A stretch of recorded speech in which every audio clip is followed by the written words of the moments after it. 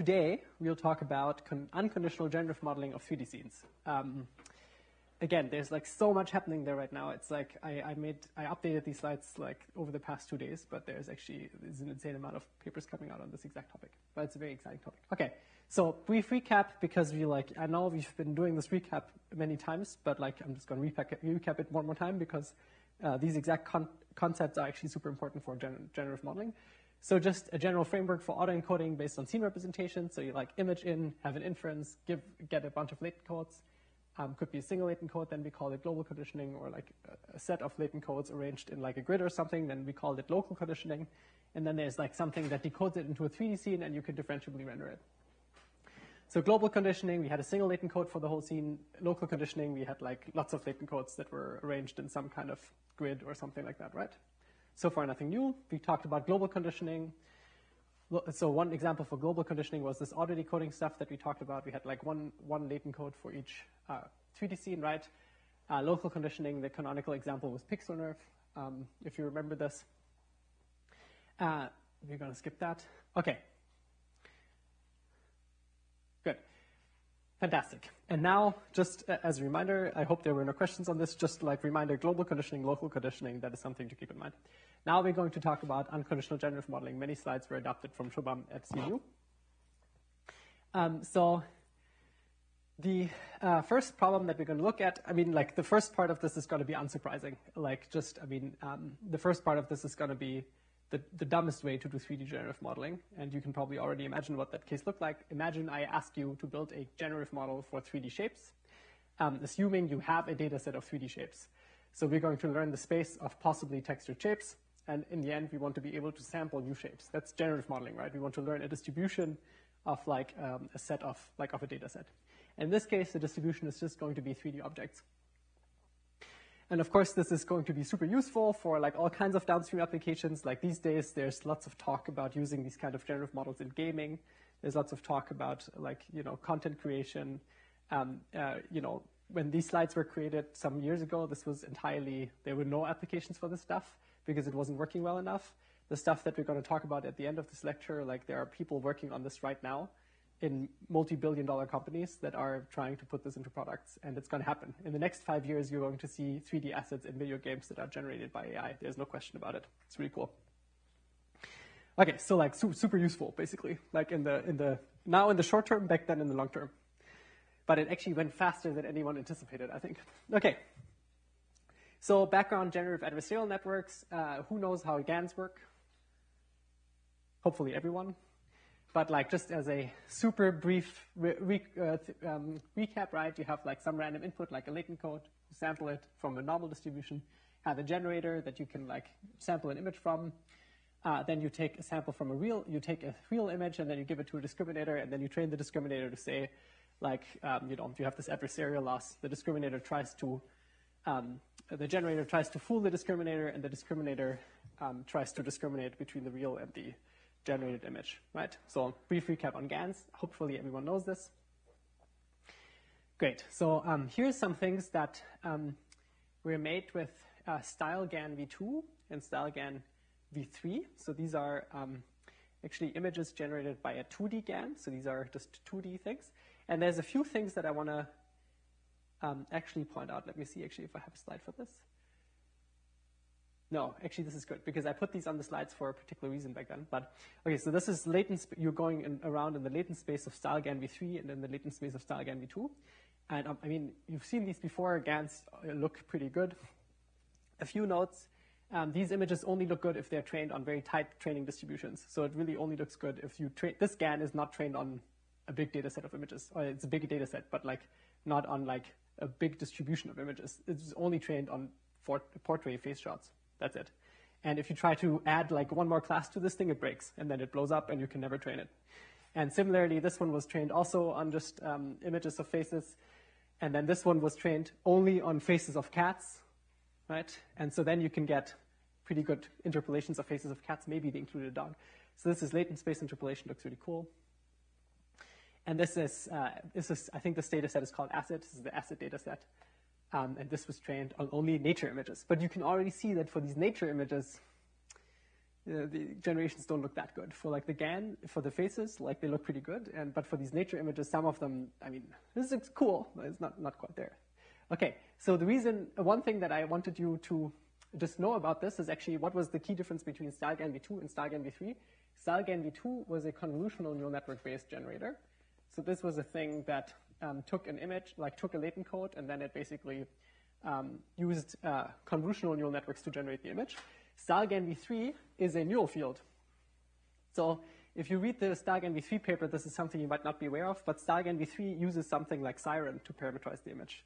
So these images are actually, a latent code is basically mapped to the, kind of like a hypernetwork, basically mapped to the parameters of like a neural field, and then the neural field gives you the image, which is just kind of a funny thing. So back then I was really excited. This was like a year after Siren came out, and I was like, oh, this is so cool. We can parameterize these things. So yeah, if you read the StyleGAN v3 paper, maybe pay attention to that. It's actually like a neural field-based architecture.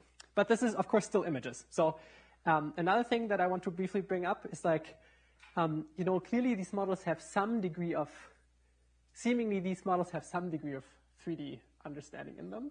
But why are we interested in actually training actual 3D generative models? And the reason for this is that in StyleGAN v3, it's not actually possible to move the camera and get multi-view consistent renderings of the same subject. So all of these things here are generated by moving around in the latent space. If you want to move the camera, the only way to do that in StyleGAN v3 similarly or in any of these models is also by moving around in the latent space. And the problem is that there is no trajectory in the latent space that keeps the identity of the subject identical while moving the camera. You can kind of get there. So like here, for instance, right, you can see there, this is kind of like moving the camera, but you can see that the facial expression is actually changing. So you can't literally nail it. It's like it's pretty close, and people have written papers about that, and it's pretty cool. But it's not quite at the level of like what control that we would want, right? We would really want to keep the 3D scene identical and move the camera. So that's going to be one of the things we're going to aim for today. Okay, so this is image generative models. How can we take this now to 3D? So that's our motivation. We would like to have something like that where we have control over the camera. So we sample, we get a 3D scene, and then we can move the camera around. Let's first talk about 3D GANs for geometry. This is the part where I said it's not surprising. So let's say I gave you a data set of 3D scenes of like 3D objects, like these are ShapeNet objects. How could you think about training a 3D generative model on this data set of 3D objects? Well, 3D objects are fundamentally just like images. They're just voxel grids, right? So you can take an image that's a grid of, like 2D grid of voxels. You can take a shape, it's a 3D grid of voxels, and you can parameterize the shape as occupancy, right? And every voxel you store, if that voxel is occupied or not, that's how you can parameterize the shape. And then you can just train a GAN. Just instead of generating images, you just generate these voxel grids. But other than that, is identical. There's just a few different kind of design choices, right? So for instance, instead of going for like latent vector that's identical, you sample it from a normal distribution. Now in an image generative model, you might build something that takes that latent code and, for instance, upsamples it with like 2D deconvolutions, right? Like in the second half of an autoencoder. It just takes it from that single 1x1 latent code to like a 512 by 512 image. And now you can do the same thing, just instead of upsampling the single latent to a 2D image, you take the single latent and you upsample it to a voxel grid. Right? So it's like the same, but basically the same thing. And then you get a 3D voxel grid out. For instance, you're predicting for every voxel, is it occupied or not? You have the real shape, which is also for every voxel, is it occupied or not? And you give that to a 3D convolutional discriminator. And that now predicts whether the voxel grid is good or not, right? So basically exactly the same as in images. No surprises here. Any questions on that? Yes? I'm guessing just like StyleGAN v3, you could also parameterize with Siren or something and predict. Right, yeah, good question. The question is StyleGAN v3, which gave us these cool looking images. This thing here is this thing here is using convolutional neural networks to generate the images. You could also actually let's talk about this for a moment. Let's imagine I asked you to now parameterize the shape via a neural field. So I asked you to parameterize the shape via a occupancy field. So like the shape is now parameterized via a occupancy field. Let's say the generator, how would you go about doing that? Actually, it's maybe not a good question, but like actually think about it for a moment. No one has to answer the question, but you can give it a shot. I didn't tell you how StyleGuide v3 worked, so you would have to, yeah, go ahead. Mentioned it was something like a hypernetwork, so I can imagine just training something like that. Yeah, so for instance, what you could do is you could take the latent vector, and then exactly you could, like the zeroth order, you could totally do this, even with this little tiny Colab notebook. If you wanted, you could totally do this, like not a big deal. You could literally take the latent code, then you have a hypernetwork, and the hypernetwork predicts the weights of a little neural field, like a ReLU neural network or something. And then you take the ReLU neural network, you say, this is parameterizing my occupancy field. You sample it on a grid that gives you a voxel grid, and then the discriminator can actually stay the same. So you can, if you want to, you can parameterize the occupancy field, you can parameterize it as a voxel grid, you can parameterize it as a neural field, you can parameterize it via a transformer, you can parameterize it in any way you want. The interest, like maybe the one thing of interest is that the discriminator does not necessarily need to change. So you can always, whatever parameterization you choose, you can always sample it into a voxel grid and then give that to the discriminator. Does that kind of make sense? Any questions? Discussions? No, good.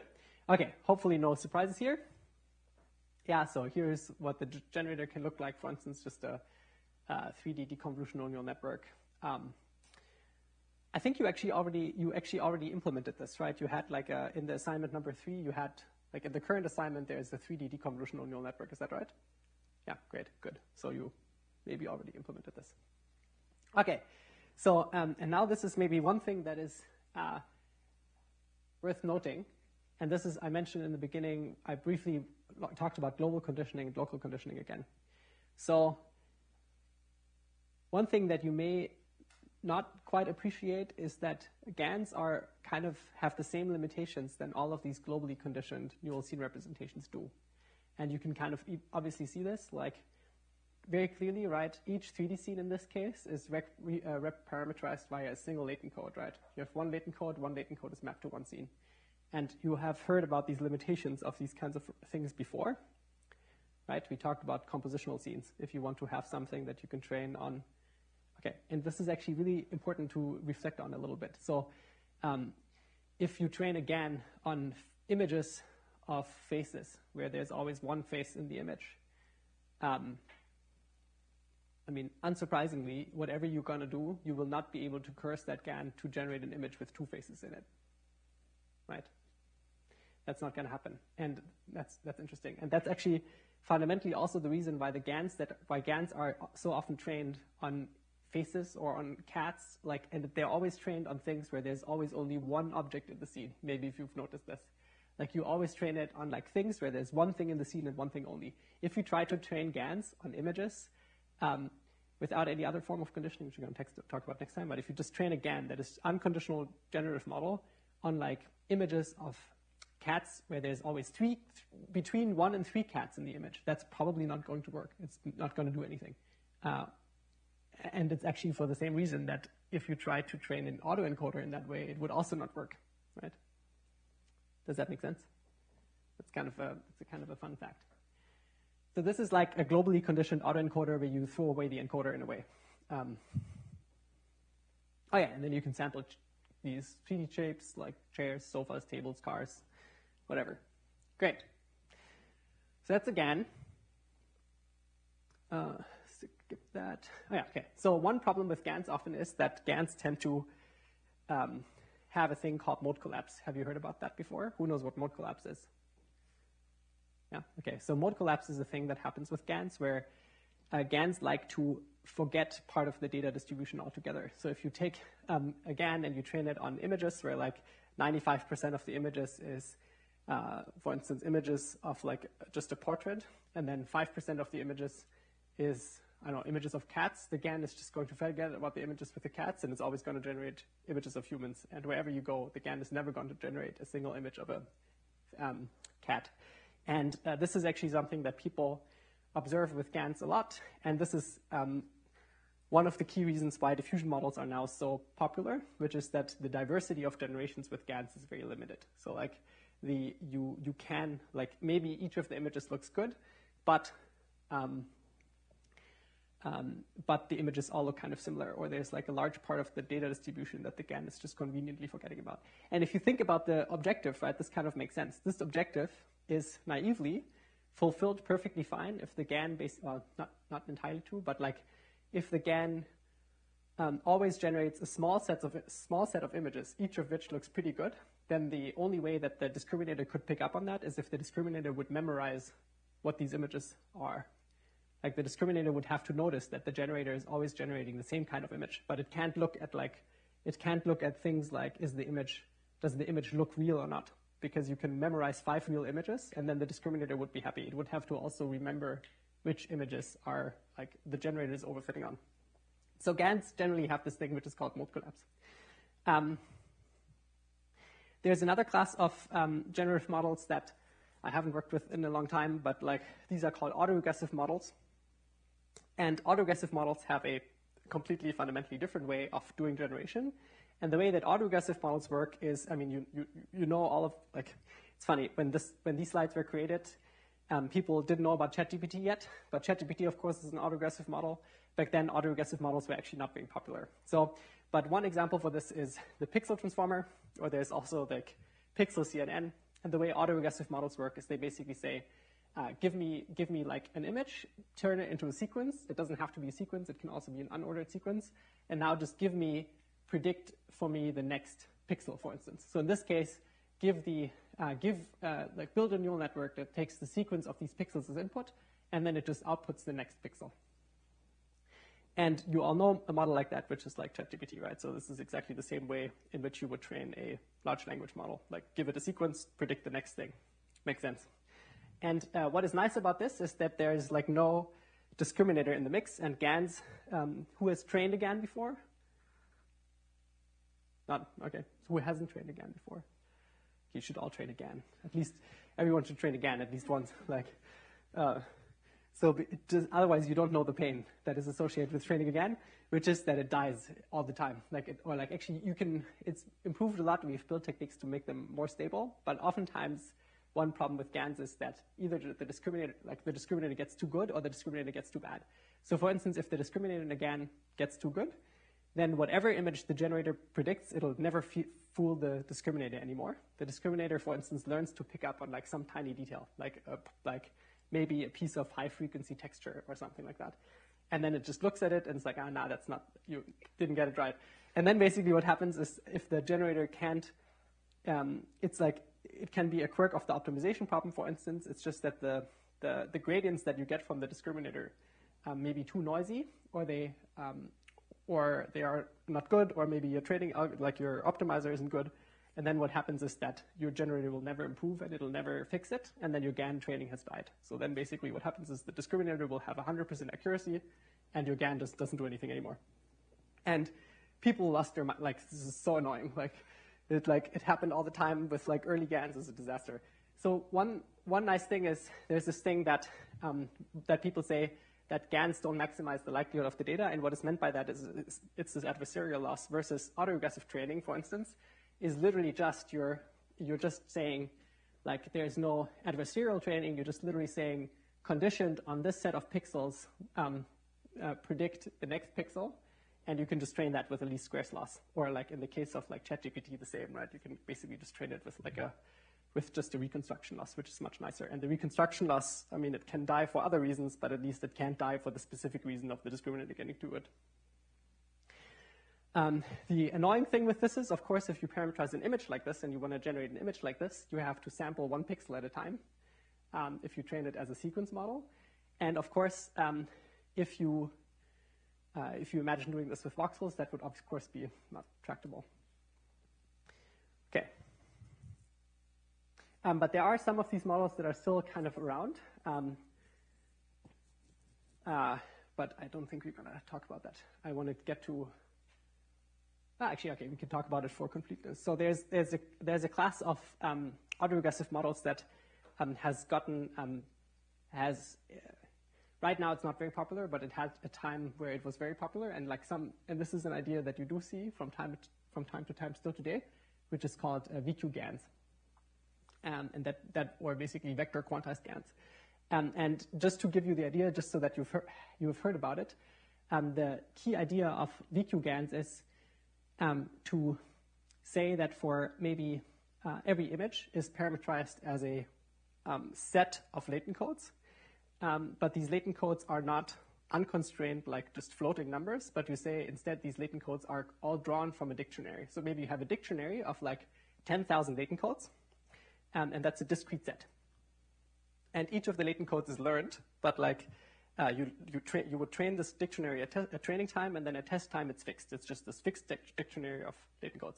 And now you say that each image is basically is determined by a subset of these latent codes. So you basically say maybe a dog is latent code 50 plus latent code 68 plus, not plus, but like basically it's like a set, is parameterized as a set of these latent codes.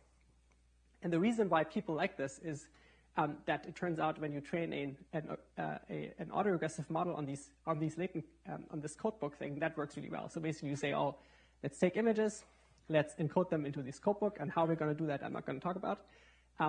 But then afterwards you can train a autoregressive model to sample like the series of these latent codes, and that works really well. So it maybe the way you could imagine it, maybe it starts with one latent code that says like dog, and then maybe it samples the next latent code, which might be like maybe it's the kind of the race of the dog or something like that, and then it goes. So just to further on. Okay, and these for some time were very impressive. People really liked them because these were the kind of images that you could get from them. And as you might notice, maybe like, I must admit, I don't think there's like a great deal of intuition for how these models work, and people aren't studying them this hard right now because like we have better generative models. But one thing that you can notice is that different from GANs, GANs have have this single latent code that represents each image or each 3D scene. And as we discussed, this means that they can't be compositional, right? Like they're like a kind of globally conditioned generative model. Here, each image is parameterized via a set of latent codes. And maybe that can explain why these models succeeded at modeling much more complicated distributions much better. So these models just worked a lot better, but they still are quite far away from what we have today. Okay. Now we're going to get, so like this is the general recipe. Like so far, not too much new. So basically, everything we've discussed so far is just background. I've actually skipped over normalizing flows, which used to be in here, but we just skip it because we want to talk about fusion models, of course. But basically, there's this obvious, yes? I was going to ask, in terms of the like latent code global versus local conditioning, what's the difference between having local conditioning and then having like a really big latent code that you just reshape into like something that you can like locally condition? Like I don't understand the difference. Yeah, the difference is one of the difference usually comes from like this notion of geometry that is connected with it. So for instance, in PixelNerf, right? If you think about PixelNerf, the point is not, in theory, of course, you could say, like my latent code is like the latence of the whole image, right? Okay, so you take your image as input, you generate this 2D feature map, right? For every pixel, maybe you have a feature. In theory, you could say my latent code is now just concatenated all these features, right? And that's fair. Clearly, each scene is parameterized as a set. Okay, but there's something else to it, which is that if you then decode that into the 3D scene, there is this notion of like projection and like local, like literal local conditioning, right? So like the way that you index into that latent code is different. And that is the part that would be missing. Does that make sense? So the shift equivariance, basically the end-to-end like locality is the thing that you would throw out the window. And then in transformers, that maybe the surprising thing that you should have been surprised by with transformers is that when we talked about these transformers, which clearly can also generalize to like things that are compositional, is that we didn't encode this geometry, that we didn't hard code this geometry. Like we didn't describe, oh, I don't know, this transformer latent like belongs to this patch of the image, and if you want to decode this 3D coordinate, you project it, and then you take this transformer latent. Instead, we just had just the set of latent codes, and then we just did cross-attention over them or attention over them. And the surprising thing was that that by itself learns to basically attend to different tokens depending on the spatial location. Any other questions? Great. So the general recipe so far, and this was like when was this? This was some 5 years ago. And there was lots of work like this, where basically we take our favorite 2D generative model and we're just going to adapt it to 3D data. And that was like hundreds of papers. Like, oh, we just take we now have ShapeNet, we take voxel grids, and we train our 3D generative model on voxel grids instead of on images. So nothing surprising here. Of course, the interesting part of this whole lecture is we want to learn 3D generative models, but we don't have any 3D data. Maybe you knew where this was going. So the same problem here again. We don't have 3D data. What do we have? We have lots of images. So question, can we train 3D generative models that learn to generate 3D data, but we only train them with images? And the answer, of course, is yes. How do you do it? So input-output behavior, what we want is we want to have like a data set of images of cars, for instance, and then maybe we can train a 3D generative model that then learns to generate 3D cars. Okay, here I just took the thing that we just had and I put it into the same framework that we used for this auto-encoding scene representation stuff. So just as a reminder again, our latent variable is like kind of like a single latent code. It's like global conditioning, right?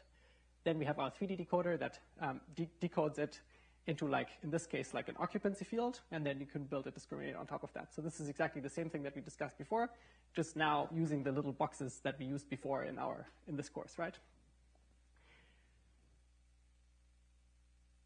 And the idea of GANs, of course, is generate 3D representations or like generate samples such that they are indistinguishable from real samples. So now, maybe you already know where this is going, but like, can you think of any way? Can you think, like, why don't you think for a moment about this task? Imagine I asked you, please train a model for 3D objects. Like it should be a GAN. So the GAN has the following input-output behavior. You're going to give it a latent code at test time, and then it's going to generate a nerf. That's the input-output behavior of the GAN. But the thing that all you have is to train it are images. Imagine for a moment you had. Yeah, actually, maybe that's enough. So can you think of a way of doing this with GANs? If you already read the papers that you already know, then you can answer. So Cairo, you have to remain silent. Can you think of a way of training such a model, like with everything we've learned about in this lecture? So all you have is images. You want to train a GAN that generates nerfs. We can brainstorm a little bit. Yes? Yeah.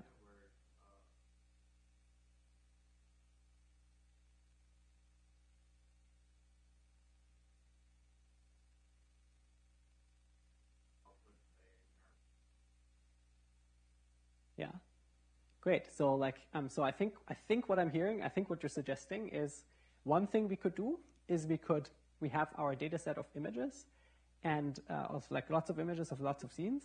We could first do one stage where we optimize the 3D scenes. Like we first solve for the latent. Maybe that's not what you said. It's like one thing you could do is you could first generate a data set of nerfs by just like fitting them, and then afterwards you could train a generative model on top of these nerfs.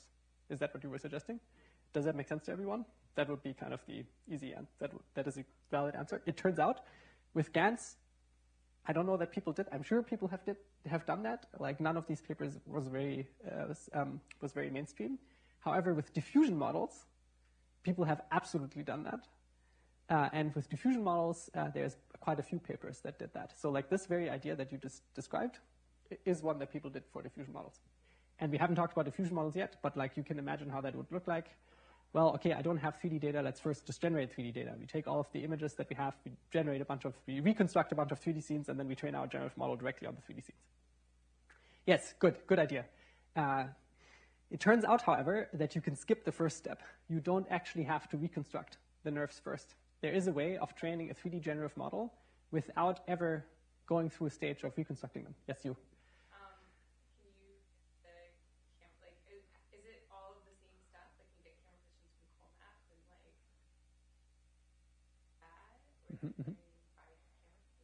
Okay, so let's assume that you had. Okay, I think it's a good assumption. I was actually thinking about making that point, so it's a good assumption. Let's imagine exactly that you had.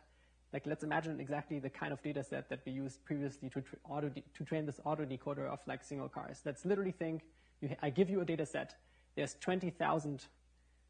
There's 20,000 sets of images, and each set of images is a set of images of one little toy car. So like you have a data set of 20,000 toy cars. For each toy car, you have 20 images. And you know the camera poses of each of the images. Yes, that's a good assumption. Okay, so now what can we do with that? Yes? Aha. Yes, so I hope, yes, so we have differentiable rendering, right? That was the whole point of so one big thing that we developed in this lecture is differentiable renderers. What do differentiable renderers do? They give you a differentiable way of going from 3D scenes to 2D images, right? So now, there's this really smart idea,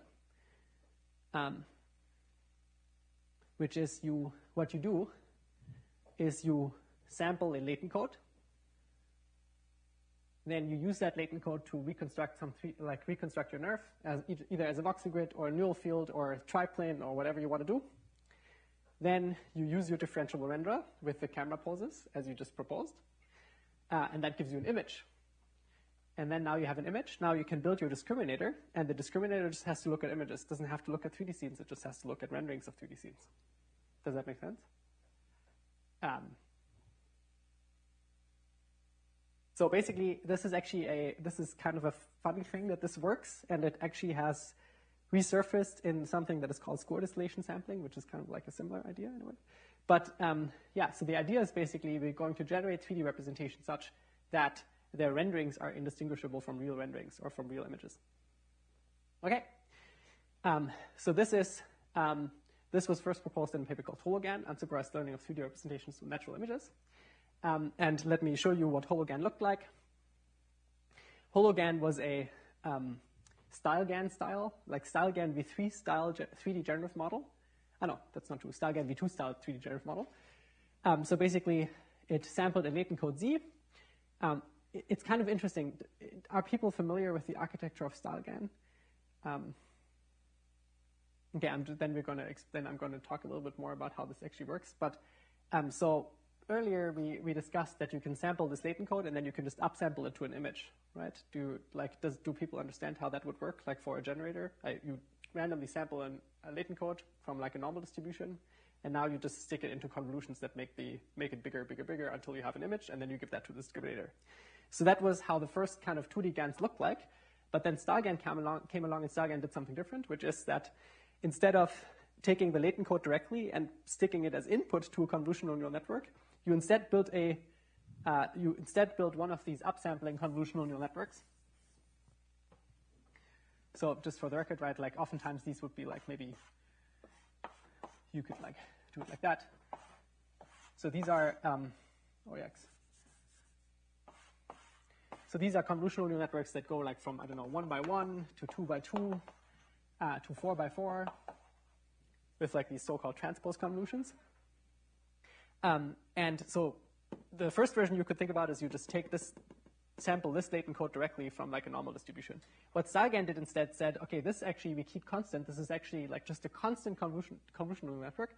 And then what we're going to do is we're going to modulate the weights of the convolutional neural network. So actually what happens in StyleGAN is that you sample latent code Z from a normal distribution, and then the latent code Z just like takes the weights of the convolutional neural network and wiggles them around a little bit. And you can do that in many ways. Like this is called film conditioning or like conditional batch norm. Have you guys heard about this stuff before? Have you heard about that before? Conditional batch norm? Mm-hmm. So, okay, like it's actually not complicated. Imagine you had a, it's like a hypernetwork actually. Just imagine you took a convolutional neural network, and it was just it's just a fixed function. So it like takes a 1-by-1 latent code and maps it to like an image, right? That part is clear. Like in an autoencoder, right? You go to the latent, and then you have these upsampling convolutions. That part is clear. Okay, good. And now imagine what you did is you took your latent code, and the latent code goes into a fully connected neural network, and the fully connected neural network just predicts the weights of that convnet, like all of them. So you basically, and this is exactly what's visual here. So this here is just a 3D convolutional neural network that upsamples a single 4x4x4. So it starts with a tiny cube, a cube with side length 4. So it's like a tiny cube is input, and then it just upsamples it. So from 4x4x4 to 8x8x8 to like 16x16x16. And actually that input is fixed. It's like a fixed input. And now what the latent code actually does is you sample the latent code, and the latent code basically predicts the weights of the convolutions. Does that make sense? So it's kind of a design detail. It's like, okay. So let's imagine we built it like that. So this is exactly what's happening here. What Hologan proposed to do is we say, okay, we first built this part that like gives us a voxel grid. So this is basically our 3D scene representation. And then assume we know the camera pose. Then we can render this voxel grid from some arbitrary angle. And back then we didn't have volume. This was actually before NERF. So this was before volume rendering and all of that stuff had settled. So back then what people still did, I also have a paper like that. We actually built like renderers that had like convolutions in them as well. So it's kind of weird. Like everything that we discussed so far makes way more sense than this, but this was before we knew all of that. So what we did instead is we say, oh, we'd like take this voxel grid, and then we rotate the whole voxel grid, and then when we want to render an image from the voxel grid, we just stick it into another neural network, and then the neural network is going to output the image. And we all were very excited about that idea. So instead of all of the stuff that we discussed so far, where the voxel grid maybe stores a color and a density, and you shoot array and you sample points along the thing, instead we do something much dumber. We take the thing, I don't know, we transform it with the camera transform, and then we just stick it into a neural network, and the neural network outputs the image. So this is what Hologan did. But like the basic idea was already there. And this was the first time like someone had been able to show something like this. So these are the generations that you get from Hologan. And here actually what you see is you're like wiggling around the voxel grid. So like now you can basically move the camera. And by moving the camera, you're basically changing the input to the neural network. And then basically you can do stuff like rotating the car. This is really cool. Now you can still see that the scenes that you're generating here are not multi-view consistent. So as you're rotating the camera, the image, the identity doesn't change, but there's lots of these artifacts going on. And the reason for these artifacts is exactly because this thing has this weird like rendering way of doing rendering. There's actually like a neural network that takes the thing as input and renders it, which makes no sense. Questions? Yes?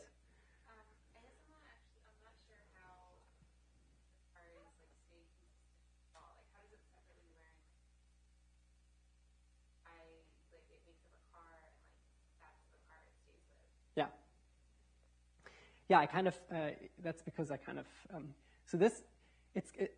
I'm in a funny situation here because doing a good job at explaining this is actually kind of complicated because the way it works is kind of complicated. But the reason why it's complicated is not very interesting. The reason why it's complicated is because we were all very stupid back then and we didn't know what the fuck we were doing. So that's basically what happened. So like now basically but let me try it anyways. So basically what you do, actually I can explain it in 2D. See, this is inspirational. Okay, good. We're going to do it in 2D. So everyone knows 2D GANs, right? So imagine what you did is the following. Imagine we were again in our little flatland world where we had 2D scenes like this. This is bad, sorry, stupid. Imagine you had 2D scenes like this and you had 1D cameras. So this camera takes a 1D picture of this 2D scene. So this image here might look like, I'm blowing up the second, but this image would look like that, right? It's like seeing this object. But actually, this image would be a one-dimensional image. It would actually just be this one line, right? So you're taking a 1D image of a 2D scene. Does that make sense? Okay, let's now say we wanted to build a 2D generative. In this case, we would be doing a 2D generative model, but we're supervising it only with 1D images. Does that make sense? Good. So now what this model here does is basically the following. You take a latent code. So you take I'm going to delete this. You basically take a latent code and you sample it from a normal distribution. So this latent code might be 512 dimensional, pick your poison, whatever. Sample this latent code. And now you stick this latent code into a 2D deconvolutional neural network. So this takes this latent code and blows it up into an image. And this image now is like a feature image. So it's not an actual image, but now in every pixel here, it stores a feature vector. So this is they don't say what they're using, but imagine that this pixel here is has a feature vector of one dimension of 128 or something like that. Okay, so this is not colors. This is some feature. And now you're saying this image is now basically containing your 2D scene. So before we had this ball. So imagine now that this image now, each pixel corresponds to a position in your 2D scene. Does that make sense? Okay, so now the way the renderer works here is kind of funny. So the way people did rendering back then is they say, okay, so now we want to render it with a 1D camera, right? So how are we going to render it? Basically, what you do is you place your camera relative to this voxel grid using your camera pose, right? You have a camera pose. And then actually what you do looks a little bit like the kind of rendering that we did before. Basically what you do is you also set like a near and far plane, and then you say, I shoot array for every pixel that I want to render here, I shoot array through my 2D volume, and then I sample a constant number of points along this array. That makes sense? Does that make sense? And then to get the value of each of these, you do bilinear interpolation. So like, let's think about that for a moment. So like, let's say this image had 64 pixels. So this would be 64 pixels, right? Then you get 64 rays, right? And let's say for each ray, you sample, I don't know, 64 points, okay? These are all hyperparameters, so you would set these up front. So then what you get is like, you actually can think about it like you're getting another 2D image, right? You're getting another 2D image here that is like 64 by 64. You get 64 pixels, and then you get 64 samples along the way. And if you think about the content of this image now, you can kind of see it. It's just a resampled version of this volume, right? So like now it'll look like kind of funny. It'll look like maybe like this, right? This thing will now be like perspective warped. It will look like a. Does that make sense? Yeah, good. Okay. And now how do you do rendering? Like now you can imagine this is like this is kind of like the image plane. Like this axis here is aligned with the image plane of your camera. And now all you have to do is like what this last part does is, now this is kind of funny, but like now what you do is you basically say, there's different ways of doing this, but you could imagine now you take another 2D convolutional neural network that just takes this as input, and then it gets rid of this dimension. So maybe like you do convolutions, maybe you do the following, you have 2D convolutions that normally would go like that, right? And maybe you make their stride, like you make them stride 2 on the height axis. So like they always skip a row. And then like this image will go from this to like half the number of rows, half the number of rows, half the number of those. And then the output of that's your final image that you render. So basically what you do is you go from latent code to like 2D, like in this case 3D scene. Then you place your camera, you like sample rays, but actually like the sampling doesn't immediately give you your image. Instead it gives you like another 3D volume because you just keep all of these samples around. And then you stick that 3D volume into like a convolutional neural network, and the convolutional neural network gives you your image. Does that make sense? Cool. Any questions? Yes? So the 3D representation, it's not directly interpretable. No. Go through the CNN. So you can render images of the 3D object, but you can't get the 3D object directly. That's correct. So, but when you say like 3D GANs, it can either be like generating 3D shapes or like things that you're referring to. So usually when people say 3D generative models, they mean something that generates either like shapes directly or like neural scene representations that can then be rendered. So when people say 3D GANs, usually they mean it's a GAN that generates a 3D thing, and then sometimes you can render that 3D thing. Does that answer the question? Yeah. Cool. Any more? So like if you're confused by this architecture, it's because it's overly complicated. In a moment, we're going to discuss an architecture, and you maybe can already imagine what the simple version of this looks like. This is almost more so for historical reasons, and I want to give credit to Tu. So like the first author is called Tu, and she came up with that, and it was a really cool paper. So, and this has been actually very impactful. So this was even though back then we didn't know what we were doing, and that's why it's so complicated, like all of the basic building blocks are already there. And now what happened over the past 5 years is that basically we just stripped away all the parts that were unnecessary. And maybe you can already know what the parts are that are unnecessary. Like, brief clue, actually you can stop at sampling. Like, you can imagine, like, you should, like this, the fact that anything comes after shooting these rays is weird. Because of course, as we're going to discuss in a moment, this part should already give you your image, and then you'd be done. Any more questions? And yeah, cool, good. Phone. Great, so this looked pretty reasonable. So now you know where these artifacts are coming from. These artifacts are coming from the 2D part, like the neural network part, like basically doing weird stuff that it shouldn't be doing, but like that's how it works. Cool. Yeah, it was pretty cool back then. I mean, all the basic blocks were there. Okay. Now comes PyGAN. PyGAN was, actually there were papers in between, like lots of great papers from Katja Schwarz, who just started at NVIDIA, but lots of cool papers in between. But one paper that had that many people know about is called PyGAN, Periodic Implicit Generative Adversarial Networks for 3D Array Image Synthesis, like long title. But now you can see you can kind of imagine what's happening now. So now here this scene is just parameterized, the 3D, now we're parameterizing nerfs. So now we're just representing the scene as a nerf. So it's a neural radiance field. So it's a function that maps every XYZ coordinate to a color and a density. And in this case, we parameterize the nerf via a siren. Siren is what is this thing with this periodic activation functions, right? It's just a neural network with sine, cosines as activation functions, if you remember. Okay, and so then that siren, you sample it at a position X, and then it gives you a color and it gives you a density. And the way you condition it on this latent code is exactly as before. You sample this latent code, and then it's a hyper network. So this like latent code then predicts the weights of the siren. So this is all very complicated. So it's like, so back then we all thought this was very cool, but it turns out this is all not that important, like I guess these technical details. But now the important part is that once you have done that, of course, how do you form images? Well, you just render an image. You like, once you have generated the nerf, right, you just like place the camera and you render an image and you're done. That's your image. And then that's what you give to the discriminator. So basically we got rid of all of this shenanigans here. So like here this part is basically the sampling of that goes from this volume to this volume, and then this part here is basically the part that renders an image from this. All of that part was unnecessary. Actually, you can stop right here. You just like you basically, when you generate the voxel grid, you make this voxel grid a voxel grid that maps every coordinate to a density and a color, and then you just do volume rendering, and then you're done. That was the inside. And then that started looking much better.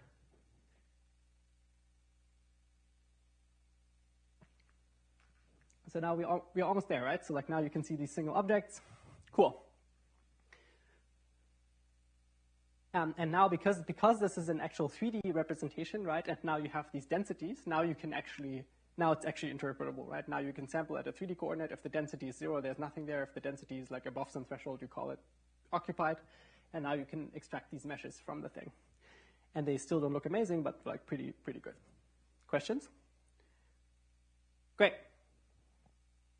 Okay, so then what is the problem? I mean, you might be actually like, we just kind of, the things that people went through with generative models is the same exact things that people went through with like inverse graphics in general. So maybe what do you think is a limitation of this? Is rendering this fast or slow? Is it expensive or cheap? Why is it expensive? Right. So like when you shoot the ray here, you place your camera, you shoot the ray. For every sample along this ray, you have to sample your neural network, and the neural network then gives you your density and your color. That means if you want to have enough samples along the ray, that means you're sampling to generate a single pixel in the target image. You're sampling maybe hundreds or even thousands of points, and that's incredibly expensive. So the way this model was actually trained is it was too expensive at training time to render out a whole image at once. Like you can't even render one whole image, and back then these were 48 gigabyte GPUs, so like doing a single image would be too expensive. So instead what you do is you actually sample patches. So like you actually like sample a patch, and then your discriminator doesn't see the whole image at once, it actually just looks at patches. So it was a patch discriminator, and that allowed you to not render the whole image, but maybe you just render a subset of the image.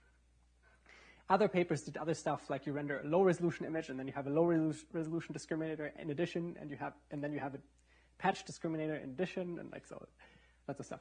Okay, but this is really expensive. So, do we know anything that might allow us to make the rendering cheaper?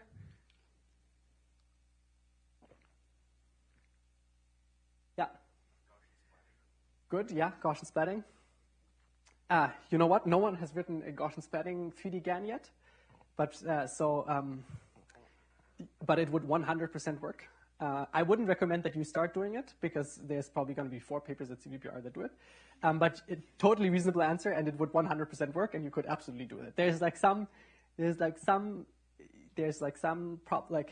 Can you foresee any problems with like doing that out of the box? So what's the difference between like Gaussian splatting and like a voxel grid? Yes, you were raising your hand. going to be blobby. That could be a constraint. Like maybe you can't get the Gaussians to be good. One problem is that Gaussian splatting has there's lots of local minima, right? Like you would basically, what would you do? You would build a generator that takes a latent code, and then it kind of has to output the position and the color and the covariance of like a set of Gaussians. So first of all, you would probably have to fix the number of Gaussians. So you would say each scene is parameterized by 10,000 Gaussians. So then what would your generator do? Your generator would take like a noise vector, and then it would build a neural network that would map that noise to like the parameters of 10,000 Gaussians, find it good, and then you can render it via Gaussian splatting, everyone's happy. The problem, of course, is that when you do that, the Gaussians fall into lots of local minima, because now you have primitives that actually have to move around, versus in this case, or in the voxel grid case, you basically just have to increase the density of a voxel or decrease the density of a voxel. So with Gaussian splatting, you would fall into lots of local minima. But it would definitely, even out of the box, if this was your course project, this would be a great course project idea. Build a Gaussian splatting 3D GAN. It's going to be pretty cheap. It's going to be totally tractable. It's definitely going to do something. Very good course project. So just as an idea. So yeah, great answer. Any other ideas for how to make the rendering cheaper?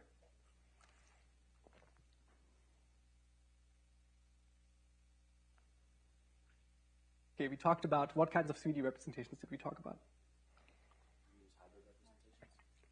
Great, excellent. So we talked about like neural fields. Everyone was excited about neural fields. Neural fields are really expensive. Instead, of course, you can strike a different like memory to compute trade-off, and you can say, okay, I'm going to parameterize my 3D scene as a voxel grid. And now rendering is really cheap because you still have to sample thousands of points along array, but sampling your voxel grid now is really cheap. It's just a lookup in like in an array versus like having to sample your neural network, right? Okay, so surprise, surprise, that's exactly what people did. So this was the follow-up paper called EG3D.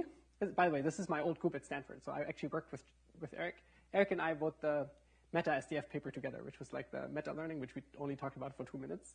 But Eric went on to write a bunch of really cool papers with Gordon, my former advisor.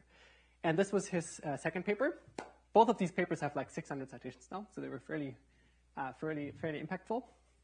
In fact, this paper, EG3D, is the paper that most people cite when they talk about triplane representation. So this kind of triplane representation, you could say that this paper is the one that made that popular. It's not the one that introduced it. The paper that introduced it was called Convolutional Occupancy Networks from Song-Yu Pang. He used them for occupancy functions. But this paper used it, I think it's the first one that used them for nerves. And they did that, and Eric did that in the framework of 3D generative modeling. So he has this beautiful figure from his paper.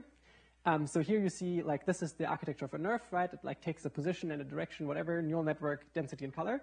You can also do voxels. So like, there's a voxel, you give it a 3D coordinate, gives you the density of the color at that 3D coordinate, or you can do these kind of hybrid representations where it's a triplane. It's like 3 planes standing in space. I give you a 3D point, you project it onto the 3 planes, you do bilinear interpolation to get the 3 features, you concatenate them, and then you put them into a tiny neural network, and the tiny neural network then gives you the density and the color. We talked about this before. Hopefully this is not news. Okay. And now the rendering, like, you can imagine that the rendering this is much cheaper than rendering this. And the reason is that here, right, like for every point that you sample, if you want to do optimization, you have to hold on, like you have to do a forward pass to this neural network. Like, let's just think about what that means. It means that when you want to do gradient-based optimization, you have to hold on to all of these activations. That's how backpropagation works, right? So the way backpropagation works in a neural network, if you don't, you can do it differently, but that's how PyTorch does it normally. If you have a neural network, you do a forward pass, it computes all the activations, and then it holds on to the activations because you need the activation to compute the derivative. And so that's actually the expensive part. So with the expensive part with neural fields is when you do a forward pass, you have to hold on to all of the activations for every point. So for every 3D point, you have to hold on to the activation. And that's expensive, right? So imagine, for instance, you want to render an image. An image is 512 by 512 pixels. 512 squared. For every pixel, you want to sample 128 points. 512 squared times 128. For each of these 128 points, you have to hold on to these activations. Each layer, like let's say it's an 8-layer neural network, so it's times 8. Now for each layer, you have to hold on to 512 activations times 512 times 32-bit, 2 gigabyte. That's the storage. And if you calculate it, it would come out to like approximately 15 gigabytes for one image. So that's expensive. Okay, versus in this thing, the only activations you have to hold on to are basically these samples. These are like pretty small. And you have to hold on to the activations of this neural network, but this neural network usually is very small. So it's like 2 layers of 64 units each, something like that. And so that's why it's like so much more cheap, right? Any questions? Yeah. When you're generating those like X, Y,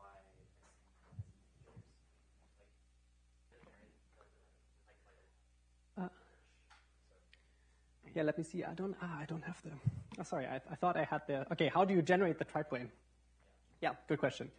Yeah, so great question. So what's the? Of course, you are trading off something with something. So you made the rendering much cheaper, but it is true that now you have to generate this triplane. So how do you generate this triplane? So first of all, generating a voxel grid is straightforward, right? Generating a voxel grid is you take like a latent code and then you upsample it with 3D convolutions, right? With a triplane, it's a little bit weird because, of course, okay, and so in practice, what people actually do is they take a 2D generator. Like in practice, you take literally StyleGAN v2, which is a 2D generative model, and you just modify it to output, instead of outputting an image with 3 color channels, you modify it to output something which is like 3 times 128 channels. So it's kind of like you build a 2D GAN, but instead of outputting an image which is like 512 by 512 by 3, you modify it to output something that is 128 by 128 by, I don't know, 64 features or something like that. And then you just arrange it in that thing. Does that make sense? Oh, yeah. Okay, and then you can train it. Yeah. Can people imagine what I mean by that? So how do you build the generator that generates the triplane? You just take a 2D generator and you treat each of the 3 planes like an image. Imagine you just have a generator that outputs three 2D images, and then you just arrange them in space. That's how actually this generator is built. Good, bad, makes sense? Yeah, and then you just train it end-to-end with your loss. Done. Okay, and so now this was much cheaper, and so you could train it on much higher resolutions, and then it looks better. So in fact, if you look carefully, there's actually still some inconsistency here. And it turns out that even though this is cheaper, it is still too expensive. Which means in practice, if you want to render really high resolution images like these, well, actually these are not that high resolution, but if you want to even get to like relatively high resolutions, they actually still do something that is a little bit like the thing we discussed before. What they actually do is when they do volume rendering, they don't immediately render the color. So they don't store at like the triplane, when you sample it, it doesn't give you the color and the density. So this, in other words, this here wouldn't output directly the density, the color, but instead it would give you the density and a feature vector, like, I don't know, 64-dimensional feature vector. And then when you render it, you get a 2D image, but for every pixel now you have a feature, and then they stick it into a 2D convolutional neural network that upsamples it. So in practice, you render like an image at a resolution of like 64 squared, and then you have an upsampling thing that upsamples it to 512 or something like that. And then there's like, you have like multi-scale discriminators and a bunch of hacky stuff to then make it kind of good. But it shows actually, like if you look at it, the colors like on the, actually I guess from this distance you can't see it, but if you look closely you can actually see that there's like multi-view inconsistencies and it's not actually on point. Okay, good. So here's another example for this. This is a paper called Unconstrained Scene Generation with Locally Conditioned Radiance Fields from ICCB 2021. This is a paper from Apple, which was one of the first papers that Apple published in a really long time. But now they're back in their game, which is good. So like this is just to give you an idea. Of course, you can do triplane. You can also do a ground plan. We discussed about ground plans before. So here, actually, it's maybe easier to imagine. Z generator generates a 2D, like just a 2D grid of pixels, like exactly like generating an image, but now you're generating a ground plane. And this ground plane has like a number of features for each of these grid elements. And now you can also render that like a nerf. You can also render it like a nerf. The way you render it, you like take your camera, you place it in space, you shoot a ray, you get the points along the ray, and now you take, for each point, you project it onto the ground, you do bilinear interpolation, gives you a feature, and now you stick that and the point into your neural network, and your neural network is going to give you your density and your color, you can render it. So it's exactly the same like a triplane, basically, just now with one plane. And then they had these results that looked like this. I should say that I think that these results are a little bit sketch. So this is a cool paper, and it was quite inspirational for many people, but I think the results are a little sketch because we talked all about this local global conditioning, right? And now you might say, oh, Vincent, what you taught us is wrong, because clearly this generative model is generating these rooms, and clearly these rooms are compositional, right? Because each of the rooms has like lots of objects in it. So I didn't think about that the first time I read the paper, but then I thought about it a little bit more. So what do you think is happening? Is Vincent wrong? Option number 1, or 2 is something else going on?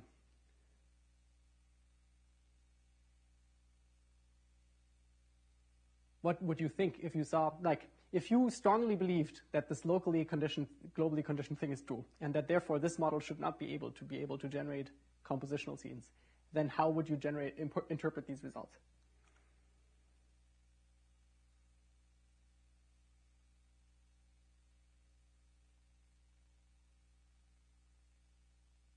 Okay. Is it fine-tuned per scene afterwards? Okay, fine-tuned per scene. Okay, yeah, it's not. So they present these results, and they say this is the outputs of the model. And it is, in fact, this is the output of the model. So every time you sample, it gives you a scene like that. Other options? Yeah. Right, so there could be, I might have not told you everything about the model, and actually what they do is they generate small parts of the scene and then they stitch it together. That could be happening, but that's not what's happening. It's actually, the model is outputting the whole scene at once via this ground plan. What else might be happening? The model might be overfitting. So it could in fact be that each of these scenes is just one of the training scenes, right? Does that make sense? They released the data set, yeah. So, I mean, I don't know. I haven't looked into this. If I would have to make a guess, so like what if you were a reviewer for this paper and you knew the things that you hopefully know now, what would you ask for? What would you ask the authors to give you in order to confirm or dispel your suspicion? This is something that many generative modeling papers don't do, but they really should. Yeah. Some sort of similarity metric between the generated images and your sample from the training set, maybe the whole training set? Exactly. You would ask them, please give me, for each of the scenes that you're generating, give me the closest scene in the training set so that I can look at the closest scene in the training set and so that I can convince myself that the scenes that this model is generating are actually different from the scenes that are in the training set. And the authors, I don't think, provide that in the paper. It is a great paper, and I think this, and I think there's, even though these scenes are compositional, of course, it's probably still the case that there's some interpolation happening, so I would be surprised if these would be identical to scenes in the paper. So all of the claims are in the paper are totally fine, and it's a good paper to read. Just be aware that sometimes you see these results and you'd be like, oh, this looks amazing, but there's almost certainly a catch to it. Yeah. Also, how did they get vertical variance? Like we talked about ground planes, or is the vertical variance explained by the nerve? Yeah, the vertical variance is explained by the nerve. So the vertical variance comes from, it's kind of like, in this case, like the vertical axis is like a neural field, and this axis is like a voxel grid, kind of. But it's still a good question. So like the way we discuss these like vertical versus, like the way that we discuss this is that a model like this, you wouldn't expect it to be able to generalize in the height axis. So, but as long as like everything, like it can't go outside the training distribution along the height axis. But yeah, so this is all right. So my guess is that this model is somewhat overfitting on the training set, and that's probably what's happening. And so this is, okay.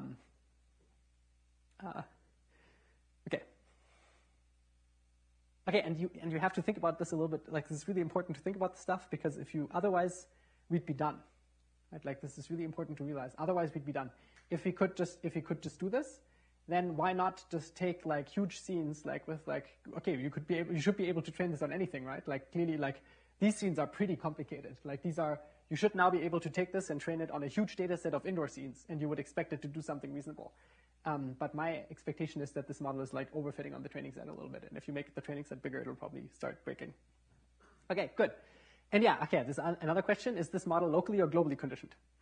Or like, this is terminology that I didn't make up this terminology, but it's like, of course, it's a little bit niche, this terminology. But like, remember locally versus globally conditioned, we said locally conditioned, you have the same latent code for the whole scene. globally conditioned. Locally conditioned, you have different latent codes for different parts of the scene. And the context in which we discuss this is exactly this part about compositional versus not compositional. Okay? So is this model something that you would say, is this like, in that context, is this globally or locally conditioned? Globally, right? Because, did you say globally? Great. Exactly, and that why is that? It's because, of course, even though there's like clearly a different latent for each thing, but this thing is like the whole scene is encoded. There's a bottleneck here, and the whole scene is encoded in this one latent code. So there's one latent code that explains the whole scene. So exactly, good. Okay, I'm going to speed up a little bit. Otherwise, so this is great discussion. So like it's these are good. Okay, so one thing that I didn't tell you actually, because apparently I didn't make slides for it, which is surprising. So previously we always said that you need the camera poses. We had said that you need the camera poses, but it turns out you actually don't need the camera poses, which is kind of a little crazy. What you can do, like all of these generative models that you saw for the faces, you can actually literally take this data set of portrait images and you can train the scan without actually knowing the camera poses. What you do is you just sample a random camera pose. You basically just say, what you do is let me explain why that works. For portrait images, right, you might not know the exact camera angle relative to to the face. Like imagine I would tell you the coordinate face for faces looks like this. So you just say arbitrarily the tip of the nose is the origin of my coordinate system. Then you could say, okay, for the whole data set, we assume that we have the camera in that coordinate system, right? For each image, we always have okay.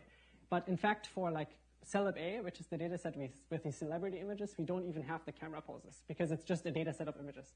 So how is it that you can still train the image? And the trick lies in the discriminator. The discriminator, what does the discriminator do? The discriminator just says, this rendering has to look like the rendering of a human face, right? And now, because the generator generates the 3D scene, right? The generator doesn't know which image you're going to render. It doesn't know where you're going to place the camera. So what you can imagine has to happen is the generator has to generate a 3D scene such that whatever camera pose you randomly pick, each of these camera poses has to render out a real image. And so it turns out that that is for these kind of simple distributions, that is enough of a constraint to converge to a 3D generative model that is 3D multi-view consistent. So in fact, for these kind of simple 3D GANs, we don't even need to know the distribution of cameras. It's enough to just sample them randomly, as long as you have a pretty good idea what the distribution of these camera poses is like. And for portrait images, you know it exactly. All portrait images are like captured like something like somewhere from like this half space, right? And as long as you know that, you just hard code that distribution. You say, okay, my cameras are like kind of like there, and then you just sample from the distribution, you render an image, and that's enough. Cool.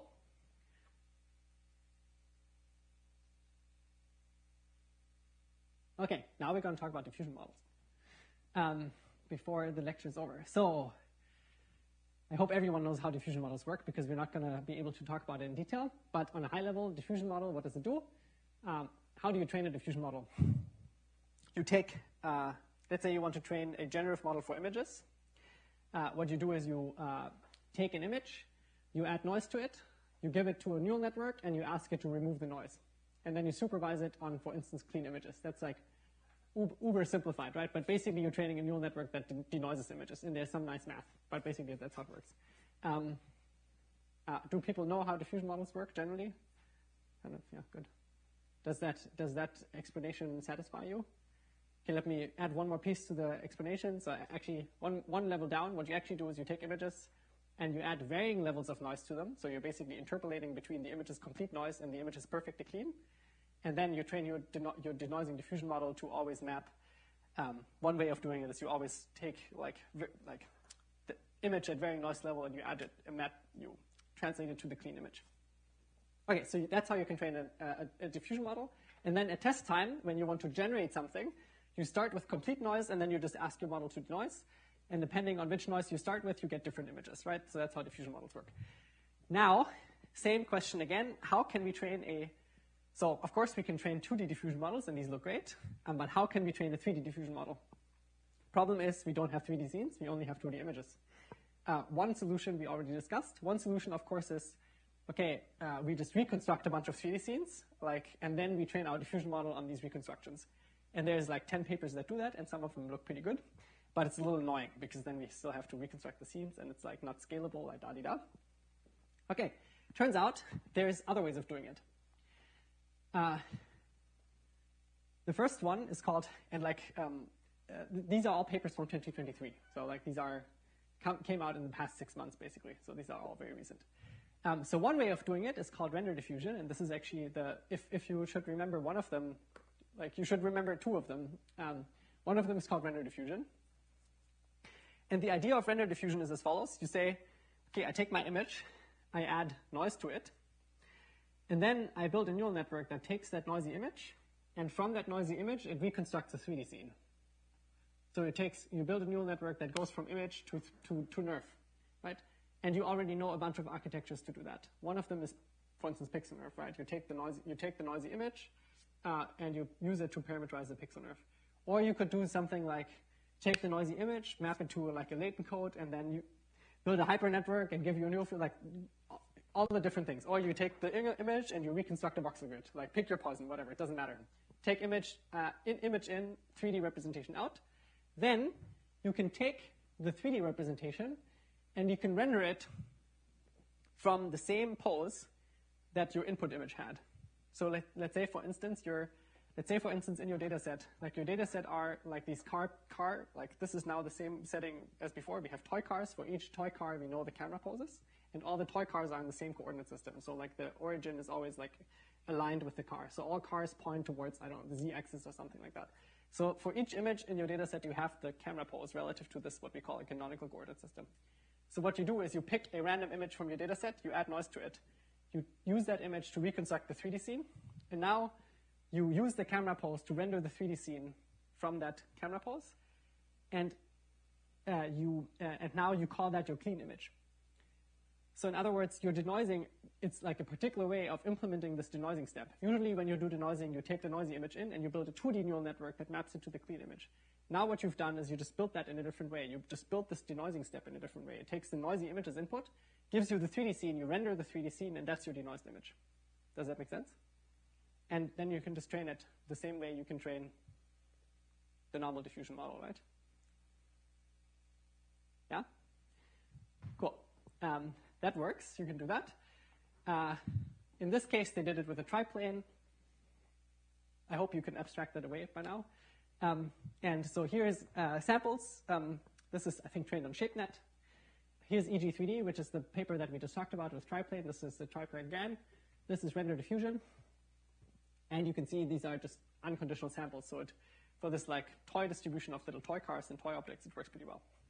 So now, why does it only work for these toy objects? It only works for these toy objects because they all have to be aligned in a canonical coordinate frame. So they all have to be aligned with the camera, right? Sorry, they all have to, you need to know the camera poses, in other words. That's kind of a big limitation. Here's another paper called Total Diffusion. And this is kind of a funny way of doing it. So yeah, so how does this paper work? I'm just giving you the gist of it, so that if you really want to understand this paper, we could spend 1 hour talking about this paper. I'm not going to spend 1 hour to talk about this paper. I don't think it's important to have heard about it. If this is a problem that you face in your research, I think by now everything you have learned from this course should allow you to go to this paper and understand it. You should be able to understand this paper, save for the diffusion part, which we're talking about now. Okay, so one part of this paper is a little bit we recall these papers that took an image and then unprojected them into a voxel grid and then rendered them from a novel view, and then you can train that end to end, right? So we talked about papers like that. So basically image in, voxel grid out, render voxel grid, supervise the image that pops out, like an autoencoder, right? Okay, so this paper has a little bit of that flavor. You take an image, and then you, from the image, you extract 2D features, then you unproject these features into a 3D voxel grid, or you can imagine you take these features to parameterize a pixel nerve, but basically you take this image and you reconstruct a nerve from it. And then there's a funny little trick. You take this thing, you add noise to it, to the 3D voxel grid. So you have reconstructed a 3D voxel grid, you add noise to the 3D voxel grid, then you build a 3D diffusion model that takes the 3D voxel grid as input, that noisy 3D voxel grid, and outputs a clean 3D grid. And then the 3D grid you render and you supervise the images. And because you have the ground truth images, you can supervise it like that. And that works. You can imagine that works. Intuitively, what you would expect is this is kind of just a bad way of doing this autoencoder, right? Forget about this noise stuff here. like, and only see this part. So where you go from image to voxel grid and render the voxel grid, that's exactly the kind of framework we discussed so far, right? Like a single image in, 3D representation, render it, supervise the output, and then you can train this thing that reconstructs 3D scenes from images, right? So this is exactly like that. Now there's just this additional part where they add noise in between. Okay, so that is fine. Why would you do that? The reason is you want to train a 3D generative model. That's the thing we're talking about. So the problem is that this model requires you to start out with this approximate 3D reconstruction. So at test time, if you have a generative model, what you want to do is you want to be able to sample from the generative model. So you want, like, let's say this is trained on teddy bears, you would want that you can sample new teddy bears. You trained it on teddy bears, and at test time, every time you sample, you want to get a different teddy bear. But the problem here is that it takes an image as input. So you can't sample from it because you need an image first. Otherwise, you can't sample your teddy bear. Womp womp. So what you do instead is you do something sneaky. You basically reconstruct the voxel grid, you add noise to it, you denoise it with like a 3D convolutional network, get the denoised one, and then you take this one and you add noise to it again, and you add noise to this one again, and you basically train a separate diffusion model to on top of these things. So this is one way to think about it. Is it is a little bit as if you were reconstructing all your 3D scenes first, and then you train a diffusion model on top of that. It's a little bit like that, just that you train both of the things at the same time. So you're basically at the same time training a model that reconstructs 3D scenes from images in a forward pass, and at the same time you're using this data set of voxel grids that you're training to train your diffusion model, basically. Make sense? So it's kind of like, some people might call this a distillation-based approach. And just to be clear, what's the benefit of that over like the thing where you reconstruct all your scenes offline? This is much faster, right? And why is this much faster? It's because this step here goes from like a single image or many images to the voxel grid in a single forward pass. Like, right, you're training that's a model you're training. You're training a model that learns to take an image as input and give you a voxel grid in a single forward pass. And so you're basically generating your 3D training data pretty quickly. So you're doing it online. So you don't have to reconstruct all of your 3D scenes separately. Each of them, usually, otherwise you would have to solve a separate optimization process for each of your 3D scenes. And now you're just like getting rid of that by just training this model that goes from images to the 3D thing in one forward pass. Make sense? Good? Okay, this paper is called Holy Diffusion. It's a cool paper. Here's the kind of samples you get from that. So this is the diffusion process. So you go from like noisy sample to like denoised thing. So these are unconditional samples from bananas, apples, and teddy bears, which are all in the Core3D data set. Why are they blurry? Because the camera poses suck. It still requires camera poses. Core3D has really bad camera poses because they're done with CallMap, and CallMap is difficult. And then that's why if the camera poses are bad, what you would expect is that it gets blurry. Okay, we're doing a marathon here. Now we're going to talk about score distillation sampling. Hello. Want to listen in? Yeah. It's exciting. So now we're going to talk about score distillation sampling. So you could ask the following question. So like we have these 2D generative models, and these 2D generative models, you can train them to give you, for instance, an image from a text sample, right? So you have a generative model, you give me a piece of text, and then it generates an image, right?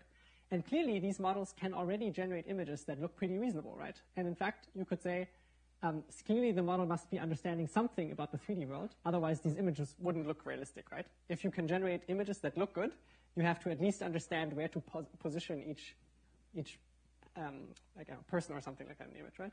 And it turns out there is a way of basically, if you have a pre-trained 2D generative model, there is a way to take that pre-trained 2D diffusion model to then actually generate 3D scenes without training a new model. And that way is called score distillation sampling. And the idea is very simple. The math ends up being a little bit more complicated, but the idea is the important part. And you can maybe even think about what the idea is. The key idea is to basically say, what is the diffusion model doing? The diffusion model is doing the following. I give it a noisy image, and then it tells me how do I have to change that image to make it look like a real image. Right? So for every pixel, what the diffusion model is actually doing, you give it a noisy image. For every pixel, it's basically telling you, this is how you have to change that pixel to make it a clean image, right? Because it's basically, imagine you train the diffusion model by taking noisy image, it gives you the clean image. The difference between those two is the change that you have to implement to go from noisy to clean, right? And now, like, just think about the following idea for a moment. You generate a random 3D scene. It's like empty. You start out with an empty 3D scene, right? Then you render out random images of that 3D scene. Initially, the random images won't have anything in them, right? It's just going to be complete garbage. It's just going to be empty. Now you add lots of noise to each of these images, right? You add lots of noise to each of these images. And now for each of these views separately, you sample your diffusion model. And now your diffusion model, what is it going to do? For each of these images, it's going to tell you, this is how you have to change this pixel to make this look like a real image, right? So for every image that you just rendered, for every pixel, the diffusion model will tell you, this is how you have to change that pixel to make it look like a real image. And now, this is kind of funny and tricky, but you can basically just say, okay, then I'm going to treat that as if it was a gradient. I'm basically going to say, I'm going to backpropagate that thing. It's kind of like a loss in image space, right? It's basically telling you, this is how you have to change each of the images to make them look like a real image. It's like exactly the job of loss. So now you're going to take all of these, and you're just going to backpropagate them into the 3D scene. So you're just going to basically say, okay, then I'm just going to update my 3D scene according to all of these changes. And then it's going to make it look like something that looks like a real image from every camera perspective, right? Good. So that's the intuition. That's exactly what this paper does. I don't think we have, unfortunately, time to look at the whole video.